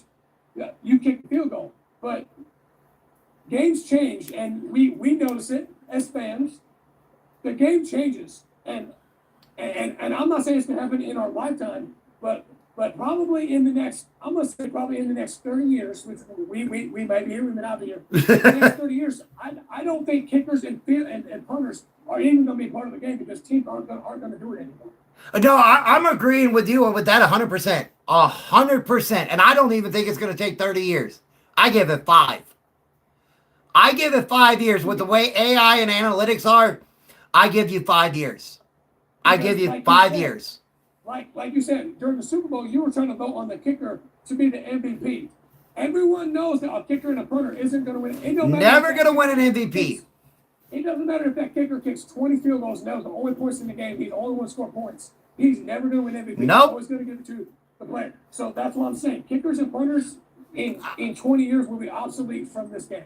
What? We only have one punter award, the Ray Guy Award, the only punter in NFL history to be drafted in the first round. And I believe he was the first punter ever elected to the Hall of Fame. Yeah. And I can't wait to go see his legendary punter. He played for the Los Angeles, then the Oakland Raiders. And when I go to the Hall of Fame with my wife, you better believe I'm getting a picture of me next to Ray Guy. 100%. Ray Guy was just a phenomenal game changer. And I agree with you, Chris. I'm 100% agreeing with you. I give it 5 years, though. Punters and kickers are going to be obsolete. I'm going to give it 5 years. Even though I love Cam Little, and Cam Little will go in the Hall of Fame. He just broke 2 records. The farthest outside kick and the farthest inside kick, and a record that don't even count, which it should. The longest kick in NFL history, but it doesn't count because it was in preseason. But all 3 of those footballs are in the Hall of Fame. And I will be getting a picture by that, by the way. You want to hear something funny, Armchair? He grew up here in Moore, Oklahoma. That kid is absolutely phenomenal. And I can't wait to see what they have in the Hall of Fame for him. But I agree with you, Chris. I'm 100% agree with you. AI and analytics are going to make kicking and punting obsolete. They are. They're going to make them obsolete. And it's sad to say, but you're absolutely right. You will not hear disagreements from me. I even think within 5 years, Chris, and you guys could disagree with me here, kickoffs are going to be obsolete. Yeah. Yes, Jordan, that's exactly what we're saying. I don't like the new kickoff. When they implement it, I never liked it. Onside kicks are going to be obsolete. I'm going to tell you that right now. So, yeah. What's going to happen is that after you score a touchdown, like they're just going to make it an automatic 7 because the kickers and punters are on them. Yep. Automatic 7. They're going to set them automatically at the 35. And then after you score a touchdown, they're automatically going to set it. Well, if there's no kickoffs, they might say, okay, cool. Like we're gonna set it at the 20. They can set back 20 now because there's no kickoffs now, right? So. I know, Jordan. I know, but that's the way the game is going. And the reason why the game is going this way is because the NFL is under the impression that they can score the way basketball scores. Not in the hundreds of points, right? But the NFL is going into this mindset, and they've been leading down this way, that points sell. That's why this is no longer a defensive league like it used to be in the 70s and 80s and early 90s. That's why I always say players that we loved watching growing up, Ray Lewis, Darrelle Revis, players with that kind of intensity could not play in today's league. They would be suspended out of oblivion. Ryan Clark. Steve Atwater, Reggie White. Players like that cannot play in today's league, unfortunately. They can't. Yeah, that's why Kareem Jackson was the last of the hard hitters. Because they would be fined and suspended out of the league. They just couldn't do it. So we're going into a league that I would not be surprised if we change Romanowski wouldn't have been able to touch the field And Bill Romanowski is my favorite Denver Bronco player of all time. He wouldn't have been able to step on the field. I think, and I know you guys are going to hate it, but I think we're going to be changing our extra point rules to what the UFL has. I have a feeling that's coming in the next 5 years. We will be changing, hey Droopy, we will be changing our extra point rules to what the NFL has for 1, 2s, and 3s. Now, I've been saying for a long time, I would love a 3-point extra point. I would also, but we're going to get rid of kickers. So, I had this great idea of like, hey, you make 70-yard field goals, they're more than 3 points. But I have a feeling we are going to get rid of the extra points, and you're going to be starting at the 5, the 10, or the 20, depending on what kind of points you want. 5 is 1 point, 10 is 2 points, 20 is going to be 3 points. Because what would that do? That would make the end of games more exciting. More exciting. Oh, they're down by 8? Well, hell, if they go for the 3-pointer, they could be up by 1. Yep. I have a feeling it's coming. We already changed the kickoff rule to it. We already changed the kickoff rule. Dude, I promise if they do something like that, I will stop watching football. D, I feel it's coming, brother. I do. I just have this feeling that it's coming. So D, you say that, but do you watch the UFL? Yes, I love it. Then you're not gonna stop watching football. Bless you. What? I'm so sorry. You said you watched the UFL. That's what they do in the UFL, the 1, the 2, and the 3. You watch those games, so you still watch the ball. You said if they do that, you're gonna start watching football. But it's not entertaining to me. It's stupid to me. I don't mean I like it. I watch it because of the kids that I coach that are playing in that league. I love the UFL. I absolutely love it. Listen, I'm gonna say something, man. And I was thinking about this on the way to work, and I was listening to the radio, and I'm just for a second, indulge me. Go ahead, I D. was thinking about how embarrassing of a product the NBA is, and how they should be embarrassed as a whole that they allow whole NBA starting teams to take a night off and still play a game and still charge people money when the guys that are getting paid to be the stars of their league, millions and millions of dollars, get to say, you know what, I'm just not going to play today. And how in the NBA, just like how the whole structure of their league has changed since the greats like Magic Johnson, Michael Jordan, and even the late great Kobe Bryant has played, how the NBA just looks. It's a terrible product. It's terrible. You watch NBA as an afterthought. You don't even watch it anymore like people used to because it's an afterthought. I don't want football to become that. That's why I was so elate, like as a Niner fan, so happy with the Seattle Seahawks winning, because what the Seattle Seahawks did was they won the Super Bowl as a team. No one can say, oh, it was the offense that won. No one can say, oh, it was the defense. It was a complete team win. On all 3 phases of the game, Seattle dominated the whole year, and that's how they won their football games. That's great. That makes the sport look great. I'm 100% in agreement with you. I stopped watching basketball when MJ retired, Bird retired, Barkley, Pittman, Rodman. I quit watching it because it became unwatchable. It became unwatchable. It became unwatchable in the 2010s when the shooting came into the league. When the analytics became. Hold on. When what came into the league? 2010s when Steph Curry took off. Yeah, but what did you say came into the league in 2010? I could have swore you said analytics. Analytics. What is highly in the NFL right now? What are they pushing? They have a whole coaching staff for it. Right. And every team that pushes their analytics ended up doing what? Getting their butt beat. And it went down. They have a whole coaching staff for the analytics. Those stupid analytics gonna get you beat. And I'm telling you, I give it 5 years. They're already talking about changing the onside kick again, but this time I agree with what they're doing. They are going to, wait a minute, who is it? The UFL style of onside kicks. 4th down and 15.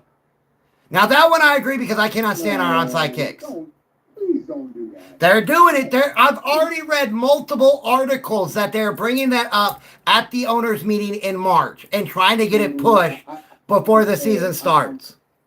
I'm being honest. If they do again, Oh, you muted yourself, D. And then they're already talking it, and I can tell you right now, NFL Roger Goodell wants points. What is more than 1 point?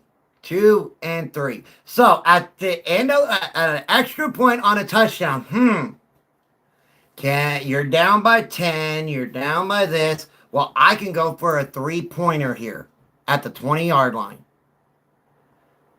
It's coming. It's coming. I can tell you that right now. It is coming to the league. They are using the UFL. It was the same thing I said when the XFL and the USFL came back. Everybody's like, why are these two leagues coming back? I said they are experimental leagues. Well, what do you mean? The NFL is using the UFL and the XFL, which is now the USFL, which is the XFL and the USFL has now become the UFL.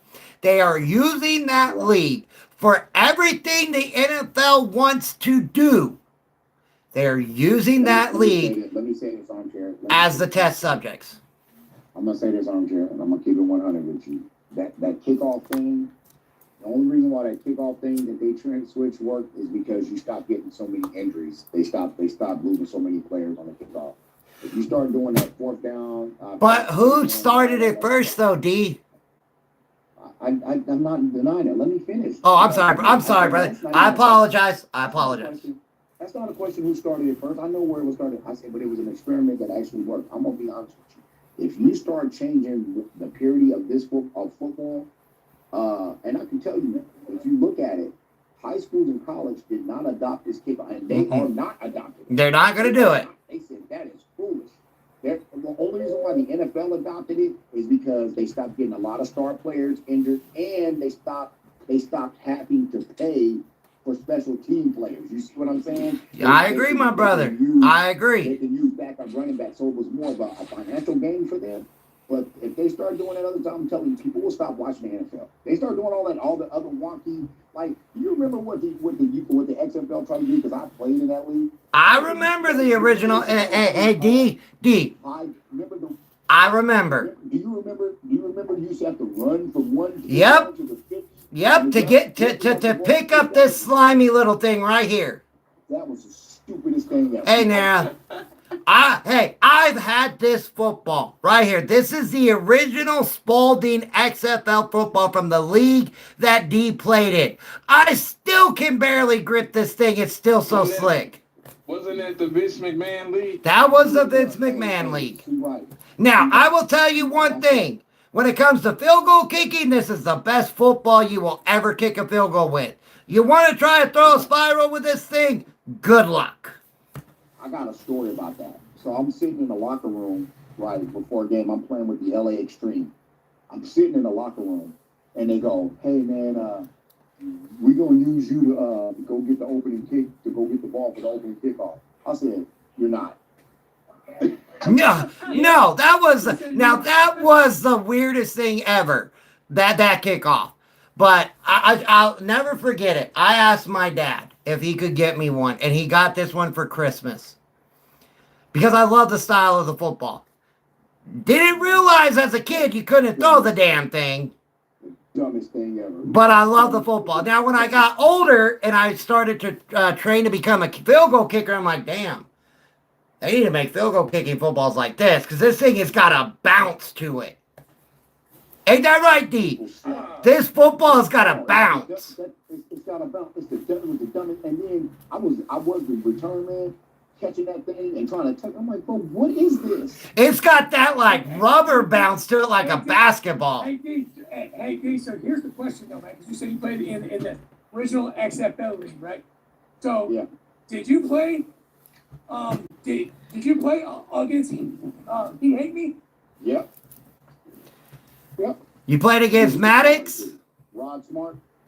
His name is Rod Smart. Yeah. Dude, hey, he was a good running back that never knew how to hit the hole straight. He tried to bounce everything. I'd send this to you, D, for you to sign, but there ain't nowhere you can sign on this damn thing. I'm good. Yeah, it is. We used to sign. There ain't a damn place on this thing you can sign. Oh, you already got some signatures on it? We used to sign them with the silver pen. Yeah, because Trust me, I've done dude, I've been in the malls and happened to do those signings. You sign them with the silver pens. But I know the NFL and whatever, but they are adapting a lot of the rules that are in the UFL to come into the NFL. And yes, the onside kick is the biggest one. Anyway, let me get a shameless plug in real quick. Today, you guys around 11:30 my time, we will be talking about the AFC South today. The pre-draft the AFC South. Hey, what time did you get on yesterday? Because I was already at work by the time you got on yesterday. Yeah, I got on around like 11 o'clock my time. 11 o'clock. You always got to, hey, D, if you're going to start promoting your channel, I know it sucks, but you're going to have to start going off of Eastern time.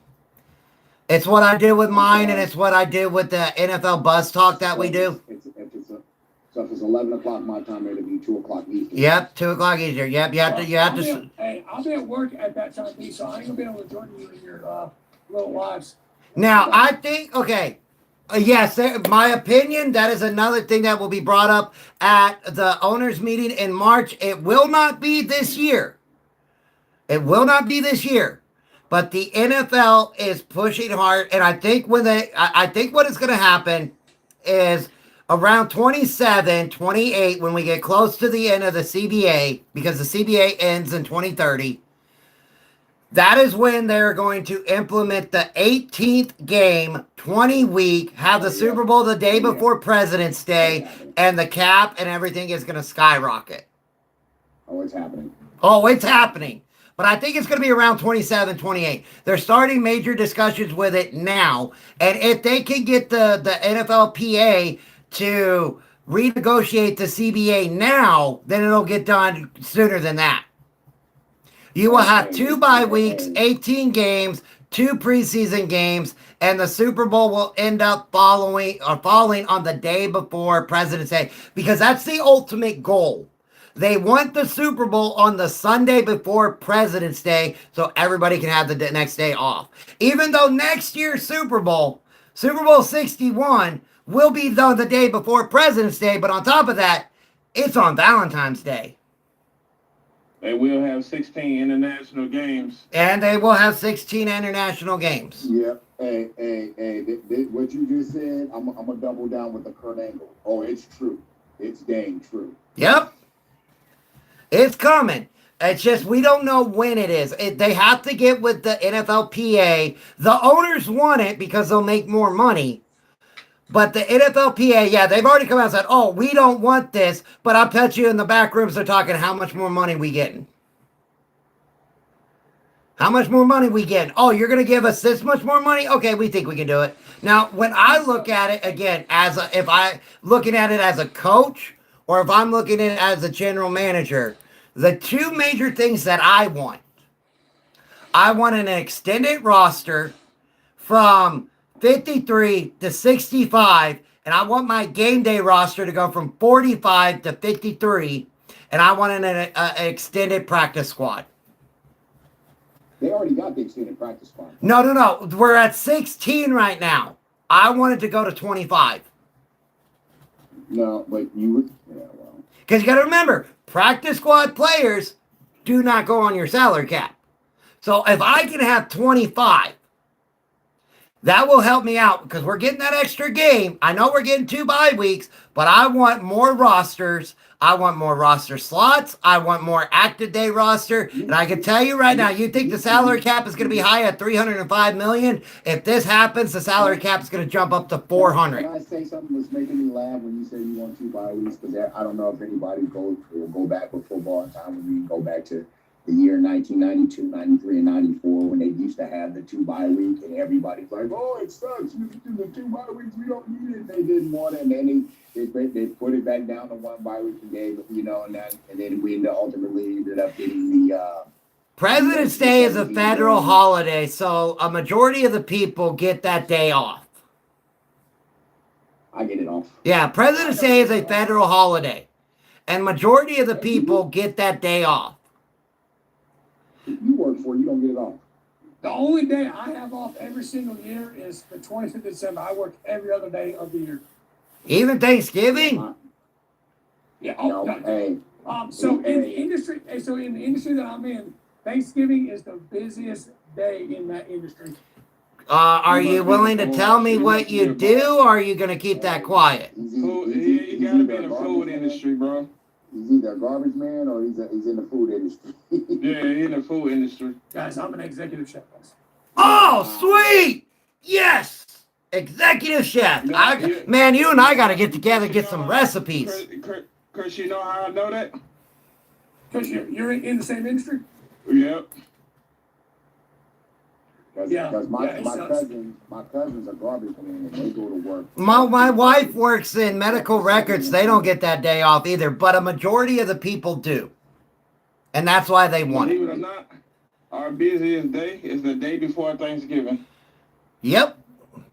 Because nobody wants to cook. Where I work, Thanksgiving is the first business day, and then second is Mother's Day and Valentine's Day. Wow, I thought Valentine's Day would have been over Mother's Day. Valentine's Day, a lot of people like to cook at home. My wife thinks it's funny that the Super Bowl 61, is on Valentine's Day. That one's going to be very interesting. Dude, you know what sucks for me with that? That's my anniversary. Oh, D. No, you know what's really going to suck, D? If the 49ers play in Super Bowl 61. No, that would be great because my girl is a Niners fan. Ah, okay. So you're good there. You're good there. Oh, hey, by the way, D, you remember how you were saying you wanted me to fly out there this year because the Broncos play the 49ers? That's what I was saying. Yeah, we can't do it. They're not playing in San Francisco. Oh, Yeah, they're playing overseas. They're playing in Mexico. Mexico City. Yep. Yeah. Found that out yesterday. I saw that. I was like, ooh, D's going to be pissed.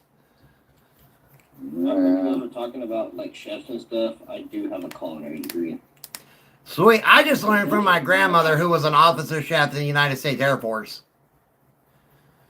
Oh, wow. Awesome. I just learned I didn't want to be hungry.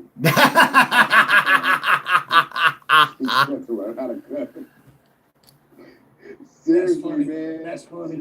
But that is what the plan is for the NFL. That's what Roger Goodell keeps pushing out. Two preseason games, which I think that's a joke. 18 games, 2 bye weeks. Extend the Super Bowl by a weekend, where it always falls on the weekend before President's Day.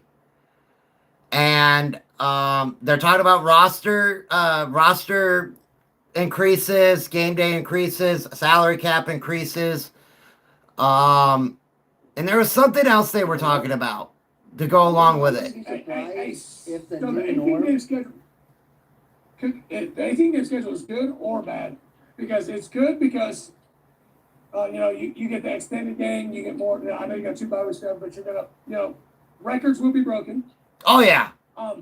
But it's also bad because these young guys that are trying to make roster spots, and they use those preseason games to showcase what they got. That's what I have a problem with too, Chris. It's gonna hurt the talent level of the NFL because older guys are gonna be looked at as expendable at this point, and these younger guys are like, well, he didn't do anything, we're gonna cut him, and that guy might be the next. That guy might be the next superstar. Chris, but no, you know what it was? No, Chris, I agree and disagree at the same time. I agree with you and I agree with you, but you know what it will do for those younger guys? It will make, so back in my day when I was in college, we had a saying, and the saying was, don't count your reps, make your reps count. It will make these younger guys stop being so entitled to come in here and think that they got a spot to go in there and go and work and earn that spot. I hope you're right with that, D. I really do. I hope you're right about that one. I'm going to agree, and I really hope you're right. And another thing because some of these younger guys, man, and I'm going to be honest with you, the real why they don't get on the field, you're like, man, we drafted this dude, man, he looked really good. their practice habits are really crappy. And I'm glad you brought that up, because if they do this, do we think they should extend mini camp and training camp? No. Yeah, I think they should. I yeah. think they should start it earlier. Okay. The training camp for veterans should really start in April. Thank you. Because I agree with that 100%. I think that I should extend it. I think that nothing else is going to move, and this is where the problem we're going to have. By extending the season a year, and if you're a coordinator that's in the Super Bowl, that's going to give you one less week to get everything ready for the combine at the end of February, but nothing else is changing. The combine's still going to be in the end of February. The draft is still going to be in the end of April. Those two things are solid. They're not moving. They're not going to move. So you're going to, as a general manager and a head coach, you're going to have to start, working around this a little bit. I don't think that extra week is going to hurt that bad when it comes to that. So I just, I see it like what's going on with the Raiders right now. You got Clint Kubiak, who's a week behind everybody else because he had to wait to start with the Raiders till after the Super Bowl to build up his staff and all of this, and then prepare for the combine. You keep saying that, and I've just got an agreement with you on that. I really want you to word that correctly. He, on paper, everybody, but I truly believe that he knew he was getting that job. I truly believe that's why the Raiders didn't announce anybody, and I truly believe that man had already started calling around saying, "Hey man, I got the Raider job, and this is how it's gonna be. I'm gonna bring you on to my staff." I cannot think any other way. No. That maybe I'm wording it differently. Maybe I'm not wording it right. I get that these new coaches do that, and you can't officially get the job until after the Super Bowl. But what I talk about is now you got to bring everybody in, and you have to go through your entire roster with the Raiders, right? I'm using the Raiders because, again, Clint Kubiak going to the Raiders. He was the last head coach hired. It gives him a shorter time because of how quickly the combine comes in, the Senior Bowl, all of that. And then you got to worry about your roster. You got to get everything together. Got to think about, you see what I'm saying as a head coach? So that when you go in and get ready for the combine at the end of February, I would actually like them to move the combine to the middle of March. But I know you can't do that because of pro days are in March. You know what I would like to do? You know what really surprised me though? I would like them to do with the combine. The combine is, I'm sorry, brother, cut you off. Like, forgive me, man. No disrespect. The combine should be regardless of whether you win the Super Bowl or not. You got scouts, you got GM. The combine should either be the day, like that Monday after the Super Bowl, combine should be going. It should be going. I'm sorry. It should be going. It should be ready to go. Let's go. The thing with the combine, I think it should be mandatory. And it should be. Thank you. I think the combine should be mandatory. You know why they're not going to do that now? You know why they won't do that now? Because you got NIL. So if you make the combine mandatory, I'll just stay in college. Yep. You're right. And I've said it. You said it. The NIL and transfer portals ruining college football. But I still think that the combine should be mandatory. I really do. I get it. They're like, well, I'm going to have my pro day. Coaches have got other shit to do during that period of time from the end of the combine to the draft to fly out to your pro day. Yeah, I'm going to send a scout, but that's a scout. That's not my eyes. I'm going to be honest with you. Armchair. And here's my firm belief that I don't really believe head coaches should be going to the combine. I believe head coaches should be sitting there. Offensive and defensive coordinators and the GM should be at the combine. I don't know about that, man. If I was a head coach of an NFL team, all four of us would be going. General manager, myself, offensive and defensive coordinator. Can I tell you why I say that? Because yes, please. What I'm doing with my time, when the combine is going, I'm locking in on the veterans that's going to be on this team, and I'm actually having meetings with these veterans to say, okay, gaming Knicks. That's why I say I think the combine should be mandatory, because then everybody goes. You don't have to be invited.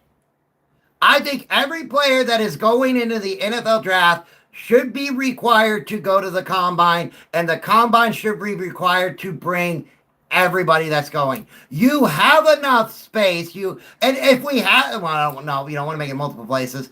Make it more than 4 days. Make it a freaking week. You have the time to do it because the combine is right before free agency, right? The combine ends the week before free agency. Instead of doing it, Thursday, Friday, Saturday, Sunday, do it the Monday through Sunday. You'll have plenty of time. You'll have plenty of time to look at everybody. This is something that the NFL needs to step up and do. Because, right, we go from the Super Bowl, we got a couple weeks of combine, 2 weeks free agency. Then we go into the draft. Then you go to the draft. Just to go back to, just to go back to your coaching thing, how you said that, the whole Kubiak thing, how he's behind, and Deese made a point, right? So this is a prime example. You're studying when here. Lane Kiffin left LSU and when he left Ole Miss and went to LSU, he was still talking to his staff that was at Ole Miss coaching that was coming to LSU with him. He's still talking to them every single day. He's going over game plans, going for it. And so these guys are preparing for the college football playoff. Plus, they're also Lane Kiffin saying, "Hey, this is what we got on the roster. This is what we need to scout. This is what we need to do." So, so Kubiak was probably doing that the whole time. Right. It's just the point that he can't be in the building. I think per the rules, he can't make any decisions. The rules are very, very whatever when it comes to this, and it's so weird. And we could do one or two things. If you're going to become a head coach and you're going to the Super Bowl, great. You still can do whatever you're going to need to do with that team. The Super Bowl team and the team you're going to. Or we make it nobody can be hired till after the Super Bowl.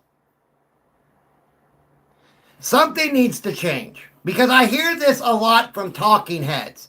And I'm talking like NFL Network, ESPN, PFT, Fox Sports, all of that, right?